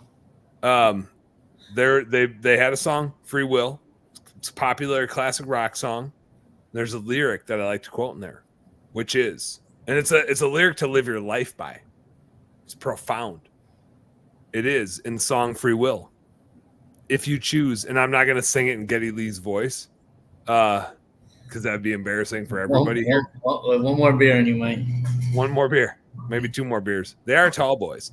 The lyric is, if you choose not to decide, you still have made a choice. And so inaction is the worst, right? Even if it's wrong, right? Yeah, like you got to saying yes or saying no and moving on and doing your thing is the important thing. But if you decide nothing, that's still a decision, and it's usually the worst one because it delays the inevitable. So a lot of times the best thing you can do is say, this is the decision we made, and the team supports it, and we're going for it, and we're going to make it work. And you won't buy every business right. It's never going to happen. But if you work your ass off, you'll make it right. And that's generally the case in small business. You won't do everything right. Nobody does. And especially in small business, we all fuck a lot of stuff up. But if you work your ass off and you have the right team that works their ass off too, you can turn a lot of shitty decisions into great results. But equally, you can turn a lot of really good decisions into shitty results if you don't work them right. So now you're just going down the path of creating some work for you guys. And that's cool too, because you guys know how to do hard work.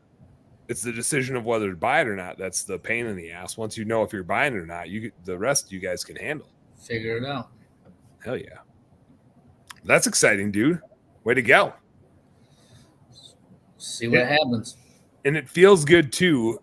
I like the way you laid that out. It's cool that your team said, let's do this thing. Yeah, so we had that meeting today at 10 to 11:30, and I probably made that call at 11:45, 11:50. Yeah. Called the broker or whatnot and talked to him a little bit and came up with some numbers, and he's running a verbal by him, and then we'll see what happens. Hell yeah. The only downside to that is it's always easy for everybody else to spend Scotty's money. Everybody loves to spend Scotty's money. That's fun money to spend. Right.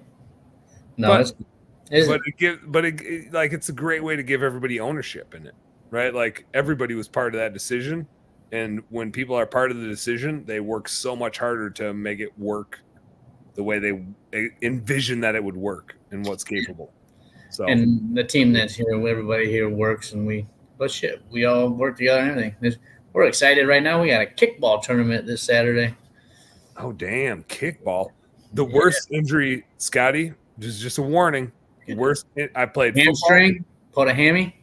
No, I've done that. I was a chronic ankle roller. I played football, basketball, and golf, like from a letter sports perspective. But I played everything growing up. I played soccer. I played the baseballs. Football and basketball were like where I'd get into it. Right. Golf was just because I got off school a bunch to be a pretty good golfer and hang out, not being in school. Kickball, that son of a bitch in sport. I was like, this was post collegiate. Even in college, I played a ton of like intramurals and I got a bunch of beer mugs because we'd win a bunch of leagues. I get like you'd win a beer mug and a t-shirt. Got all kinds of useful trophies from that. A work league kickball team. I'm up at the plate. I'm kicking the shit out of that ball, and I can kick the shit out of the ball, boy. And send that. I was like, if anybody's gonna kick a in the park home run, it's gonna be Plata. I'm gonna send that bitch. So I send that, and like, there's no doubt about it. The minute that ball's off my foot, I'm getting all the way home, right? I'm just going for it. I'm wearing 3-year-old Pumas with no cleats. They're just Pumas. They're just shoes that I own, and I'm rounding first, and my legs move faster than my upper body, type of thing. My brother was nicknamed, this is relevant because he has shorter legs and a longer torso than me, but we're both like 5'10", 5'11". His legs just look like a cartoon when he runs. They're a blur. But I don't think he can break a 4.8 40. Like, he's not that fast. It just looks like he's really fast. And I'm a little faster. My legs are a little bit longer, but they don't blur the way his do. But I'm wheeling and dealing. I'm rounding first. And with those shoes with no grip, by the time I'm like 3-4 feet past first base, I'm basically sideways in the air, trying to turn that corner without cleats on. And down. The road rash that I got from that infield, my hip down to my ankle was blood. The whole thing. Blood. Kickball injury. To the point where I got infected so bad I had to go in and get like antibiotic shots from the wound. And I told everybody it was a motorcycle accident, and they believed me because it looked so bad. I mean, it was like raw. It was like a 3 to 5 inch scab the entire way down my leg of just pure bloody, whatever, pussy, whatever gets infected by that. I did make the mistake of putting rubbing alcohol on it to try to clean it out. I didn't know what to bite first to stop from screaming. I think I bit my own arm, and then I bit a bath towel. Like, hydrogen peroxide. That was when I learned the lesson of hydrogen peroxide and rubbing alcohol are two very different things. Yeah, I would think so. You don't want to put rubbing alcohol on that wound. All I'm saying is, be careful at kickball. Did you make it to like second base at least, or what? What happened? No, I hit the dirt after first, and I was like, I hit that dirt. So you just fucking gave up? You were out? I don't honestly. I don't remember first. Anything? I don't remember what happened. Yeah. You can't be on our team if you didn't get safe. If you weren't safe, you're not allowed to play. That's fine with me. Fuck kickball.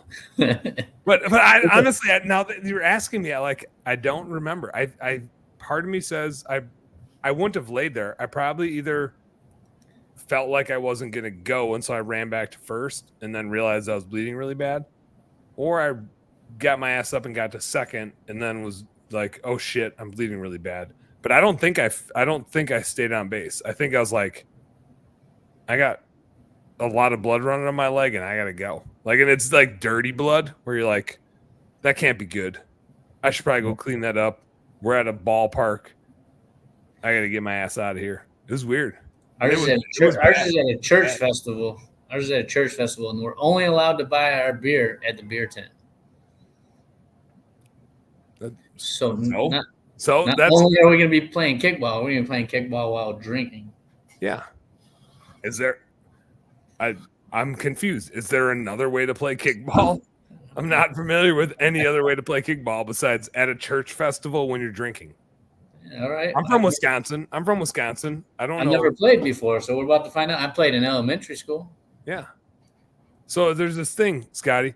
They're going to roll the ball. It's like softball, but easier. They're going to roll the ball to you.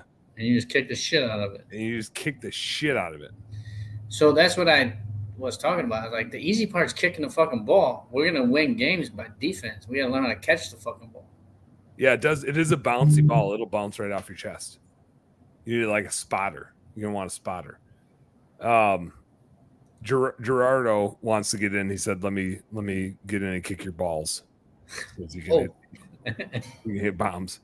Todd says, what's cool for Scotty is that he does things right, doesn't screw anyone in the process. He hasn't forgotten where he started, remains humble.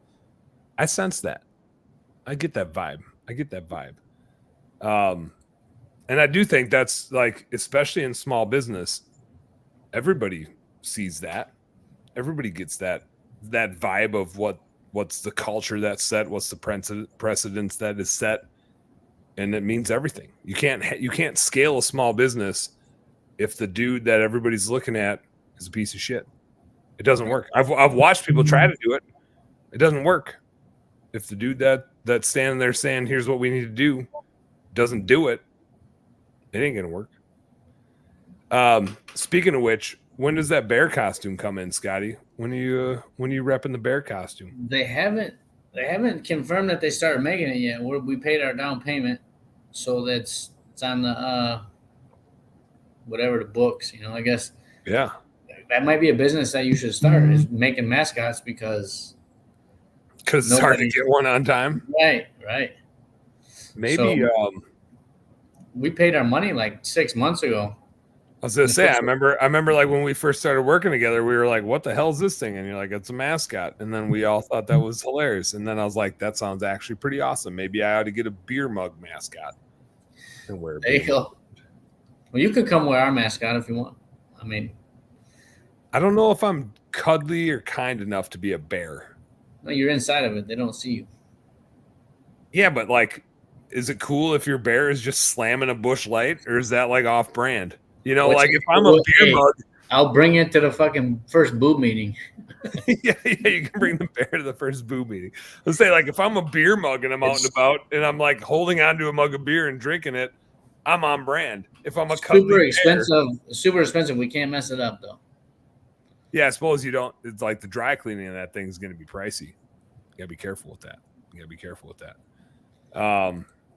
James says, I've known Scotty since we were little. Good, trustworthy dude. Scotty, did you pay a bunch of people ahead of time before we came on here to open Cash App? I'm just keep sending money out. Yeah. Well, good strategy. Zach said, beer and kickball, no better combination. I actually think there is a better combination though, Zach. I do think beer and bowling is actually the best. Like, that's the right element of a little bit of athleticism with a little bit of aim. Kickball is one of those things where you still have to run. And so after you've drank a bunch of beers, like throwing a bowling ball down the alley seems pretty easy. Rounding a bunch of bases. I'd rather like horseshoes or cornhole or something, I think. Yeah. Yeah, a little like less bowling's a little bit tough, I think. Really?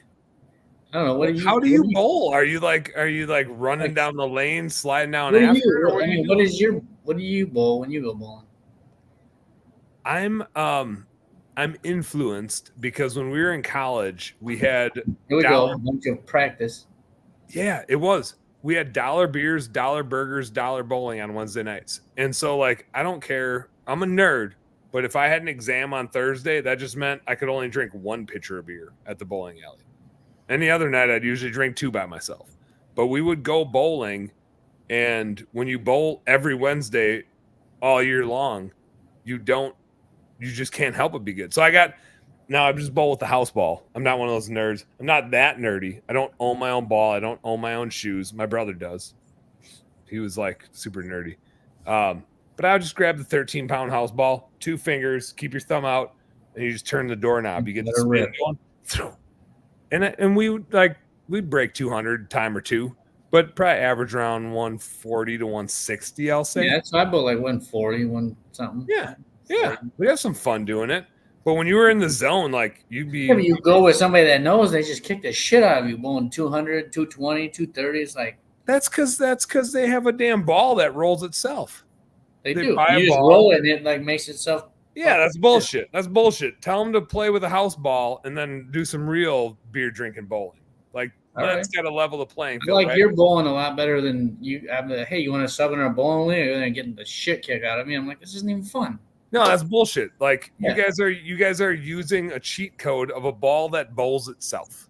You shouldn't be allowed to use weighted balls. You Hey, got to use a house ball with a bunch of fucking nicks on it. I got a strike ball and a spare ball. Yeah, my brother has strike ball and spare ball. It's bullshit. Bullshit. I have a house ball and it rolls the same every time, and it's yellow with a bunch of dings in it. Don't fuck up my oil pattern. Yeah, let's roll. Let's roll, dog. I think that's how bowling was meant to be played. That's a real sport, not using a weighted ass ball. That's some BS. Right. Yeah. So I'm Drill with the you. holes to fit your fingers and shit. But I think house ball bowling with beer is a better combination than beer and kickball. Only I'm biased. The worst injury I've ever gotten was playing kickball. So bad I had to disguise it as a motorcycle accident. That's all I'm saying. And nobody questioned it. You must have been going really fast. Dude, I can wheel, man. I was B.O.B. bowling tourney. I don't know about that. The Boo bowling tourney. Maybe we could do that while on the hunting trip. I was gonna say it will happen. It won't be an isolated event. It'll be an add-on. Like, we're here, we're doing this thing, and hey, you know what? We don't have to wake up early tomorrow. Let's go hit the lanes and drink too much and see what's up. I like that. I like that, Joe. I'm in for that. Scotty, let's we're gonna close out with some business stuff here. And we gotta close out because I gotta pee. I do have one more beer on reserve, but this is what I said is gonna happen. We're just gonna have to pee, and then it's gonna be time to end the show. But we're not done yet.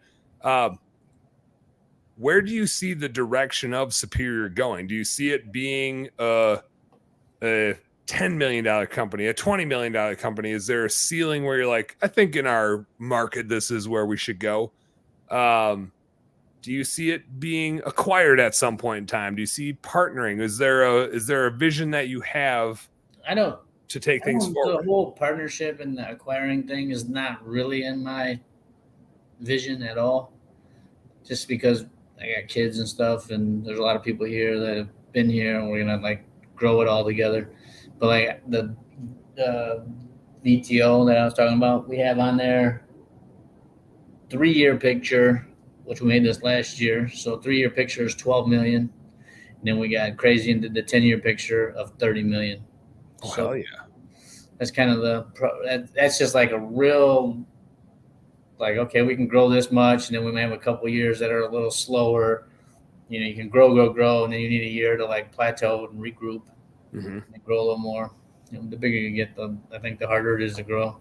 I don't know. I got a couple of buddies that are growing shit so fast that I don't even know how they're doing it. You know? Yeah. 3 years later, 100 vans. I don't know how that's happening, but I do a lot of money from the bank sometimes. Right. And I see a lot of that stuff in what I'm exposed to. There's no right answer. There's no this just gets all back to like what I'm interested in, but I see a lot of people growing businesses really fast and they're not happier. No, like there's private equity stuff that's going on too. A lot, you know, there's like a few good ones, and there's a bunch that are just running shit into the ground. Yeah, yeah. So I don't know really. I don't know enough about it to speak on it. I know I see some guys in Facebook groups that are getting in big, huge battles and fights on Facebook and comments about this guy's talking shit about private equity. This guy's swearing by it, and then the private equity, he's like, "Oh, private equity's in my." You know, private messages and shit.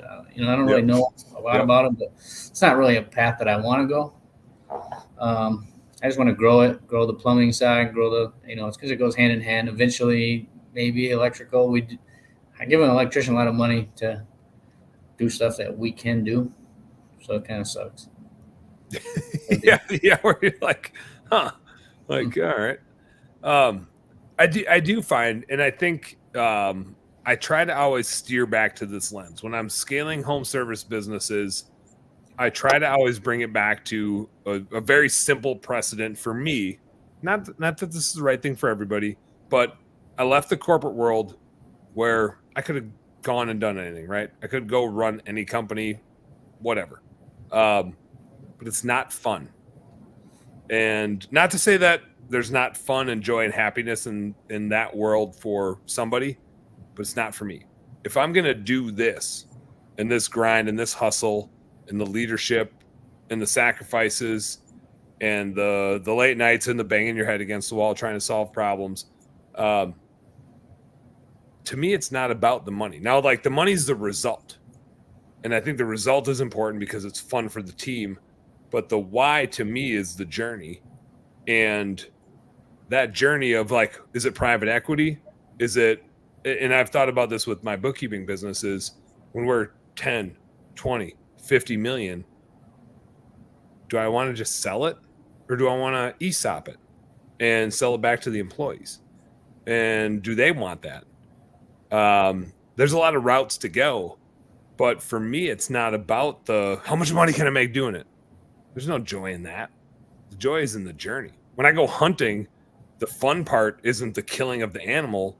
It's in the week of work to get there, in the learning, and whatever. When I reflect on the successes that I have, it's not like, oh, remember that time when this happened? It's like, remember how hard we worked to get to where we got? Like, that's where the joy is. That's where the happiness is. That's where the stories you tell are about the shitty times.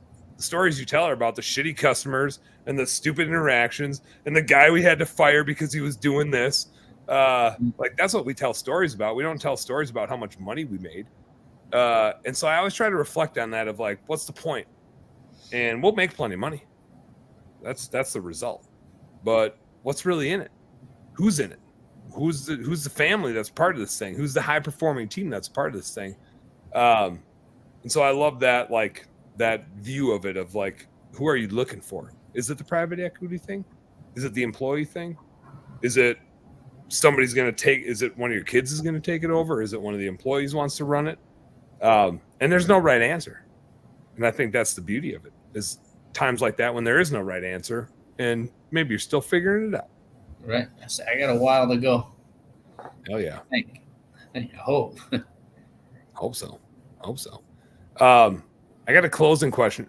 Before I ask my closing question, any final thoughts to my whatever that monologue was? Anything else that we didn't hit on that you're like, oh, we should totally talk about this before we wrap shit up? I don't think so. Yeah, like the challenges, the stuff you work through, that's all fun to me, to figure problem solving, figuring it out, working together. It's all the, like you said, the good stuff you talk about, the problem customers that you solved or the great job you did. The team pulled through. A lot of times it's like everybody just came through and took care of this and worked together, helped each other. Teamwork. That's the fun stuff. Hell yeah. All right, I got a closing question for you. All right. I'm gonna set it up. Don't be You too may have soon. heard me ask this one before, but I'm gonna set it up differently for you since you're a heating and air conditioning guy and you're all about delivering comfort. Let's say everywhere in the world is 70 degrees, and everybody is all the time comfortable, and heating and air conditioning isn't even a thing. It's not necessary. The only reason people don't even open their windows because they don't even need airflow. It's not even a thing. You'd probably debate that, but anyway, I'm just trying to set a stage. But money is an object. You just got to go do something cool. If your business didn't exist and if the industry didn't even exist, but you could go do anything tomorrow, what would you go do? Like, as in business, or just I don't have to worry about money or nothing? You got to do something. You can't say, like, I'm going to go do paintings. And I'd be like, Scott, I think your paintings are going to suck and you're not going to make any money, so your entire family is going to starve. You got to do something that's useful to other people. You can't just do something you totally love. It's got to be useful to other people. You got to make a living doing it. But He's money's taking not a the living. object. Money's not the object. It's got to be something that Scotty loves, that other people would love what you do. Shit, I don't know. It's a tough one. Isn't it? That's why I ask it. I That's mean, why it's the closing I told question. you to give me some heads up on how this was gonna roll. You didn't. This is the only we went for an hour and 50 minutes and we've just been crushing it. This is the one opportunity where I get to catch you off guard, and I save it for the end because nobody's listening anymore. So it's fine. I'll be a bartender. Fuck it. It'd be a good time, right? I think you'd be a phenomenal bartender. That would be fun. Did you ever tend bar growing up? Was that ever a job you had? I did heating and cooling from when I was fucking 12 until now. I just told you that. You never tended a bar? No. I mean, maybe at a party. I almost don't believe it. Maybe at a party or something, not as a job. I feel like, and this isn't an accolade or an assault, an assault or an insult, I guess would be the two words that would conflict there. I feel like you would make the perfect bartender because you're really good at you keep a straight face all the time. Skip and I joked about this all the time. We're like, we can't tell if Scotty's having a good time or if he's just pissed off or if he thinks it's funny or if it's not funny. Like you have the bullshit mentality of you can roll with whatever. And I think a bartender needs to have that. Like you can handle whatever conversation comes at you and you can dish it back without breaking character. It seems like a skill set that you have. I guess but like the question, I think maybe like some sort of coaching / sales type thing would be fun. And maybe I'm not the best at it, but I think it would be cool to just meet a bunch of people and hang out and bullshit like we're doing now. Go to there's a big, huge event every single week, pretty much, it seems like, right? It's like there is now. It's like all these crazy coaches and pushing this stuff. Yeah, Gerardo says you can bartend at his place anytime. Actually, yeah. Scotty, I think that would be you just need to bartend at business events. Then they'll get at the church festival at the freaking kickball tournament. I'll be the bartender. Yeah, you'll which is probably the best way to coach people is when they don't realize they're being coached. Is you can just do some coaching while you're like dishing over a bush light. You can just a couple words of advice, a couple words of wisdom. Jason said Mustang security. I don't know if he's talking about the vehicle or like riding horses around. I got a Mustang stolen, so it's probably he's talking shit. I think he's talking shit, which maybe Jason should be a bartender too, because that was a good bartender move right there. He's talking some shit. Here's real quick. I bartended for like 2 weeks, and this is another one. I've said this a few times tonight. You're probably not going to even believe this, Scotty. I wasn't 21 yet, but I was bartending in central Wisconsin, and some coworkers of mine at the bar were like, hey, when we're done with the shift, we all have a beer. And I was like, count me in. And the ownership wasn't super thrilled that their new bartender who wasn't 21 drank a beer when they wrapped up their shift. And so I didn't per se get fired, but I did not get many hours after that. So I didn't lose that job. I just didn't keep that job, maybe. I don't know. So that's the best I can think. But it was a good beer. It was a good Leinenkugel's beer. I remember it like it was yesterday. I think I was 18, 19. And it was worth it. I didn't end up being a bartender, but I could see you being a bartender. I could see me being a bartender too. Like the guest bartender, right? At the charity events. That might be all right. Yeah. Yeah, it's almost like more of a volunteer gig. Right. Like for the tips. What do they do? The Rotary Club or the Knights of Columbus? Rotary, the Lions, the Elks Club. There's a lot of good clubs doing a lot of things that need some bartenders. Right. You crush it. Maybe I'll look into that.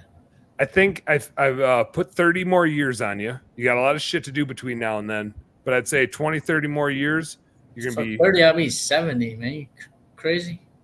Yeah, you're going to have a lot of shit to do between now and then. Gotcha. Yeah, you're not even between 60 and 70, you're going to be too busy to be doing the Rotary stuff. The people like work in the Rotary bar. Like 100. Yeah, they're like 80s or 90s, right? They're just like, yeah, I don't even want to go fishing anymore. I've already fished too much. I've already hunted too much. My grandkids have moved on. My grandkids have moved out, and I'm waiting for them to have great grandkids. So in the meantime, I'm going to be a Rotary Club fucking I'm going to bartend at the church thing.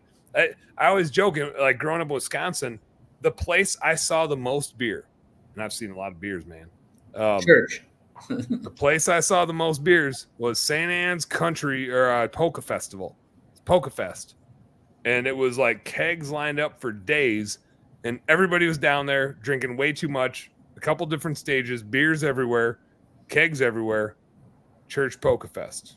They need a Scotty bartending. They always need a Scotty bartending. So I think you crush that. And offer some great coaching while you're there. Right. Any patrons that come up that also happen to own a small business. It's perfect. So are you, before we wrap up, are you in for a boob ice fishing event? Are you coming ice fishing this winter? Yeah, I would be interested in that. That sounds like a good time. You down with ice fishing? Can't be a bad time. You just watch, you're like 72 degrees. Or, I mean, I guess you should probably be the determinant of the temperature. You're in the temperature business. We need to know the relative humidity. Yeah. We'll let you decide what the right temperature is in the fish house, but it'll be lots of cold beer. Those big huge fish houses that you can you all sit around and like a bunch of people in one big huge hole in the middle, or what? No. This is like an RV. Like you drive it out, you lower it down onto the ice. Mine has one TV. You can get a lot with two TVs. So you own one? Yeah. Like beds and shit in it? Yeah. There's a big table around the back. We fit like 7 of us playing board games and shit. We got one TV for watching movies. We're playing games. I'll sleep 3 to 4 in mine. With like grown dudes, 3 to 4 is as much as you want to do. With my kids, it'll be like 7 of us in there. They'll just pile in all over the place. Mine's a 16-footer with like a 4-foot V, so call it 20. I almost upgraded to a 21-ish, which would be like a 25, just for a little more space. But they're like $40,000-$50,000 to go fucking ice fishing. To go ice fishing, but I mean, it's basically an RV, right? It's like a camper.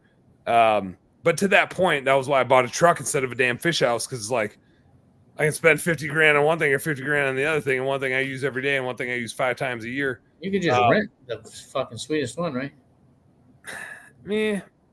There's a lot to say about going where you want to go, right? Like you can go where somebody sets you up and the fishing sucks and you're by a bunch of other people, but it's more fun to be like, we're going to go wherever the fuck we want. We're going to go over here. And when you're ice fishing, a lot of the best strategy isn't like, we got to set up on this shelf and this, that. We just need to get the hell away from everybody else. And we need to find where the fish are at, set up there. Right. And so that's what you're doing. Like it's nice to be mobile. So obviously the ice has to be safe. You got to have the snow tires and whatever to get to where you want to go, or a plow or whatever the case is, or you're going out of a resort. Sometimes they'll plow you a spot. But it's always a little bit of a crapshoot where you're going and how you're fishing and where they're biting and whatever. So you're just trying to figure that stuff out. Worst case scenario, there's a fucking bowling alley close by. There probably isn't up there in northern Minnesota. There probably isn't, but there's a bar and you can get like $2 to $3 beers. So you got that going for you, which is pretty nice. And I've never, even when fishing's been at its worst, you can still take your fish in for a fish fry, and they'll fry up your fish at the bar and serve it to you. Doesn't get much better than that. Perfect. Still got to pay for the beer. I don't like fish. You'll figure it out. Some fucking dip it in ketchup, right? Good to go. A little tartar sauce, just a fish and a fry together. Just combo meat. Tartar sauce. That's what it is. If you don't know how to pronounce the right syllable, I guess it's tartar sauce. But it is what you want it to be. All right, Scotty. I gotta hit these last comments before we wrap this thing up. Todd says, "Hey fuckers, I'm president of the Gibraltar. He's talking about the Rock of Gibraltar. He's between Spain and Morocco or whatever that is. The Gibraltar Rockwood Rotary. Well, thanks for checking in, Todd. And he said he's only 55. Fuck it. Yeah. You said that they had to be 86 to be the fucking. Yeah. Well, hey, I just said if you're going to be out bartending, Todd. He is the bartender. Well, shit, get older, Todd. Or I have my buddy Duke. Duke is a boob. Duke is an honorary board member because he already sold his business. He's not even 50 yet, but he works at a golf course because he has nothing to do with himself. That would be a cool job. That would be sweet. Yeah, he just like runs around the golf course and helps with shit. He's probably like Todd. He's like, No, no. I don't know what to do with myself. I sold my business. Probably like the fucking HOA president. He's probably a dick. No, he lives. Sure? He's not out there like, hey, get your cart on the path, you fuckers. Is he that guy? I don't think he is. Unless he was trying to fuck with you. He's that dude. He's actually he's a lot like you, Scotty, where I can't really tell when he's being serious and when he's joking around. He just like keeps a dead straight face all the time. But I know him well enough now after like 15 years that he's always full of shit. And so if he was the one to come by and say like, do this, he's just fucking with you all the time. All the time. That's all he knows. But he sold his business. He had a metal stamping business. He sold that. So now he's retired. He just does whatever he wants, but he doesn't know what to do with himself because all he knows is how to work hard. So he works at the golf course doing golf course stuff. And he does it because if he's not doing that, he's ice fishing and there's only ice for so many months out of the year. So he's got to do something else the rest of the time. So he works at a golf course. Jason said syllable. He liked that because you don't know how to pronounce syllables, Scotty. James said he's going to be the DJ on the Bud Light radio. Oh, that's what he's going for. That's nice. Bud Light radio. Yeah.